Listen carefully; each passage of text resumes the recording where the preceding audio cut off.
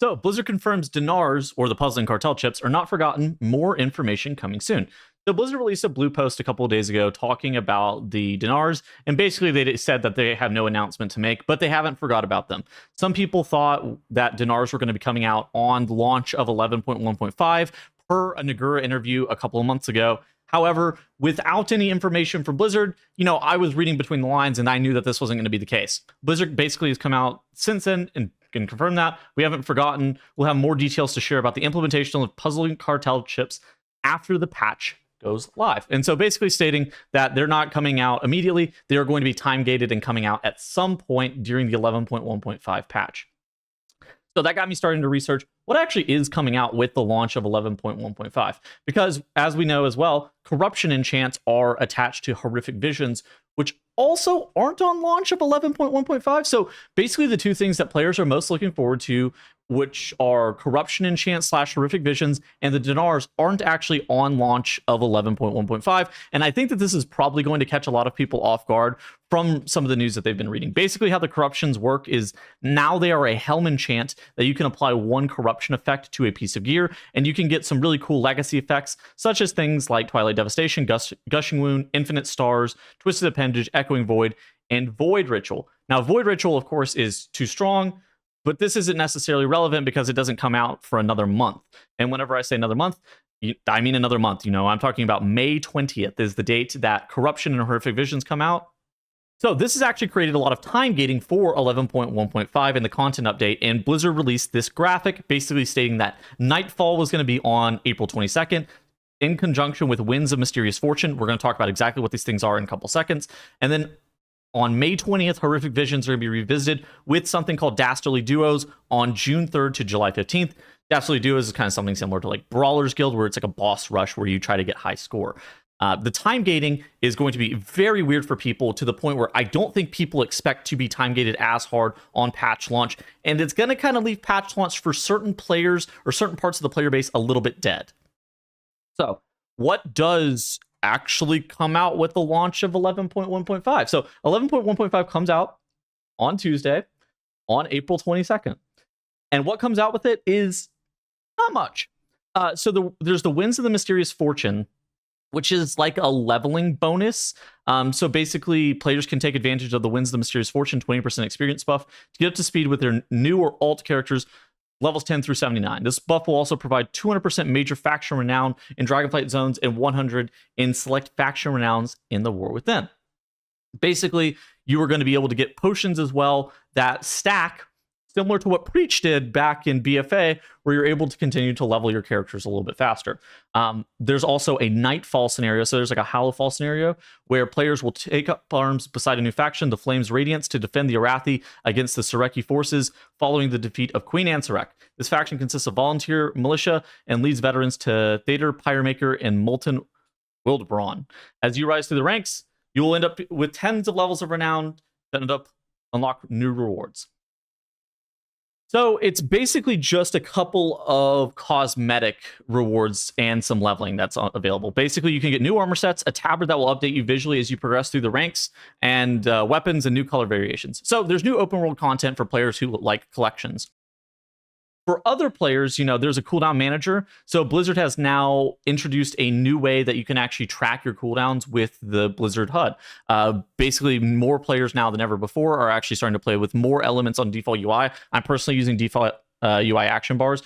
And so the cooldown manager, it's not perfect, but I think for players that are continuing to use extra action bars and put those extra action bars in the middle of their screen as like a cooldown tracker, this is now a more viable solution with the cooldown manager window being attached to that.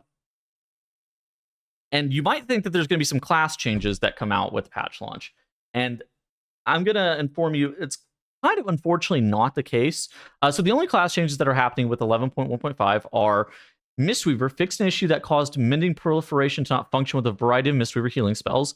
And Arms Warrior, the visuals for Warbreaker have been updated. Okay, interesting. Not bad. If you're playing Arms, I guess. Colossus Smash is dead. Warbreaker's back.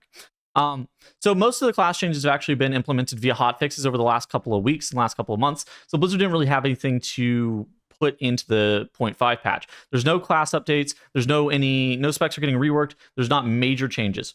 So what you actually need to know about when the content's arriving. So the Dinars, TBD. I'm kind of speculating that they're going to end up being the week of May 20th or the week of June 3rd. Now, the major content for the patch, the horrific visions, those come out the week of May 20th. And with those, they come out with corruption effects. Basically, again, the corruption effects, like I said earlier, they're kind of legacy corruption effects that can go on a helmet as an enchant. But you're going to have to go and do some legacy version of the horrific visions where you're going to be, doing masked visions, where you're going to be able to go in alone or create parties of allies to follow you around. And the horrific visions, they feel kind of the same as they used to be. Horrific Visions are very cool legacy content. If you played them back in BFA, you know what I'm talking about. If you didn't, basically it was one of the better solo player content that they've made in a long time. They kind of only rival things like the Mage Tower, maybe, in terms of cool solo player content. And so what these actually are, they're like a scenario inside of Stormwind and Orgrimmar where you're trying to complete objectives, right? You're trying to beat the corrupted mobs of N'Zoth, and whenever you do that, you kill objectives, and by completing these objectives, then you are able to go back to the very beginning of the Horrific Vision and get things such as the lesser enchants or greater enchants that are actually warbound for your account and can be transferred from character to character. By adding additional masks, you're adding additional affixes to the system, where things will pop out and potentially try to harm you and make things more difficult, including things such as your insanity dreams faster or whatever else that may be affecting you there. I hope they hit well. I think the rewards for them are maybe a little bit weird. Corruption is an incentive in and of itself.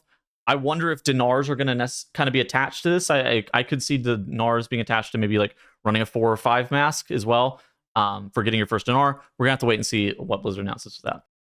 So then on the week of June 3rd, we have Dastardly Duos, which for me, it looks like it's kind of similar to like the Brawlers Guild. What it says is that the Vinny Sweets, the showrunner, announces promoting a Dastardly Duos where players can step up to take on animatronic versions of past bosses, gain power-ups, and strive for higher and higher scores for bragging rights. You and your party, 2 or more members, will fight up bosses and rack up your all-time high score. And from looking at it, again, it seems like it's similar-ish to the Brawlers Guild, where you end up fighting waves of enemies that get increasingly more and more difficult, where over time you're able to rack up high score points and compete in these kind of cool things to be able to get prizes such as toys, such as Mog, such as, that kind of stuff, like the cosmetic level achievements. And so it seems to me to be very similar to Brawlers Guild. On top of that, in week 1, there will be 4 bosses available to fight, and each week thereafter, bosses will be added up to a total of 10 bosses to face. So, I think this is a little bit unfortunate. I think that for a lot of people are going to kind of expect that the patch is going to be coming with Horrific Visions and with Dinars. And the fact that the patch isn't coming with either of these things is going to be a little bit of a letdown. People, I think, were kind of looking forward towards corruption, but then the more you start kind of looking at the corruption effects actually being like within damage variants of your spec and not actually contributing too much, except for Void Ritual, which is really OP. I think that's going to kind of bum some people out. But Blizzard has a while to tune these things since it doesn't come out until May 20th, so they can actually tune this because they have a month still. But yeah, it seems to me that for a lot of people, I hope that they actually enjoyed the defending the Nightfall scenario. For a lot of people, they're going to kind of enjoy the additional leveling experience. For those players who are kind of similar to myself, who love the end game content and aren't necessarily the biggest collectors, this patch is going to basically have nothing until May 20th, which, again, like you see in the thumbnail, spoiler alert, there actually isn't much on patch launch. So I want to take some time to kind of talk about what was actually coming out on 11.1.5 patch launch and kind of tell you guys what was going to be up with that, because I think a lot of people had a lot of misconceptions, including myself, about actually what was on patch launch, because I thought the corruptions were coming out immediately, honestly. I thought that was just going to be a part of the patch feature, but whenever Blizzard released these update notes for the patch, I realized that that was not the case. Anyways, that's going to be it for me today. I hope to see you guys in the next video, and I will see you guys later. Goodbye.